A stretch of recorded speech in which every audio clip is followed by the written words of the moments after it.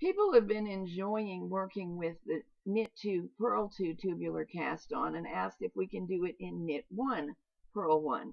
And yes, we can. Here it is.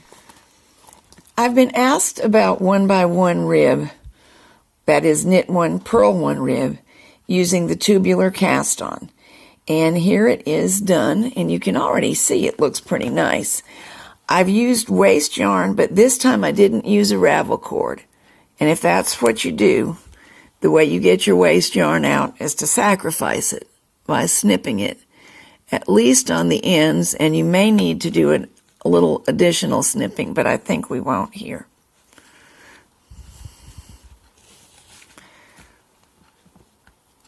There you go. That's how it looks, which I think is a really good look. And now I will show you how you get there. Here we go. Usually my kiss loom would be put together with something when I'm showing you from the wrong side with a single piece showing. A few rows of waste yarn, and then of the main yarn, 3 rows. And we are going to make a tubular cast on using Knit 1 Purl 1 rib. Here's my working yarn. First stitch is easy, and you must not slip it, you must knit it. Knit 1. Now move it over to make a space, because the next thing we're going to do is lift a purl bump. There's the first one. Lift it, and then wrap the peg for purl, and purl. And I should tell you before we go any farther, we started with 1, 2, 3, 4, 5, 6, 7 stitches. In between each of those 7 stitches is going to be, each of those pairs of stitches along the 7 is going to be a purl. So here's our first one. That's 1. Then there will be 2, 3, 4, 5, 6 purl stitches. So you get 1 less purl stitch added than you had knit stitches cast on. And that is how you tell how many stitches to cast on in your waste yarn and your first rows of main yarn. I've made space for my next purl, which I'm going to lift, put it on the peg, and purl. I have done this now on several looms. The Kiss small gauge is my favorite one to use because the orientation of these pegs makes it easier to do on this loom. Less stretching of the stitches is needed as you lift.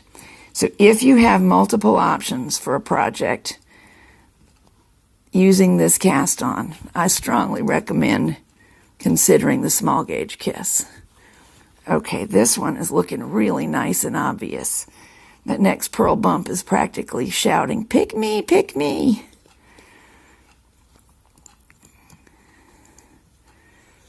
And we purl it. Knit the next one. Now if I want to, I can start moving left to create space. Moving left and right doesn't really have anything to do with anything except your convenience. As long as you make space between the correct pairs of stitches, you're in good shape. I'll explain a little further on the next one. We knit. Okay. Now, I need to put a stitch in here, a purl stitch. I could move all these to the right, 1, 2, 3, 4, 5, 6, 7, 8, 9, and make space. Or I could move these 2 to the left. The space will arise in the same position, and that's all that matters. So, not being as dumb as I look, I am moving these 2 to the left. Seeking the next purl bump out.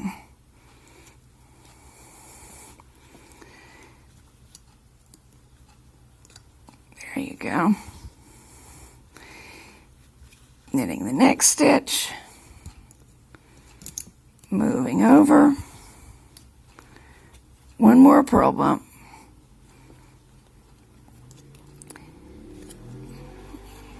Now this is called a tubular cast on when you do it in hand knitting. In my experience, there's more than one thing called a tubular cast on.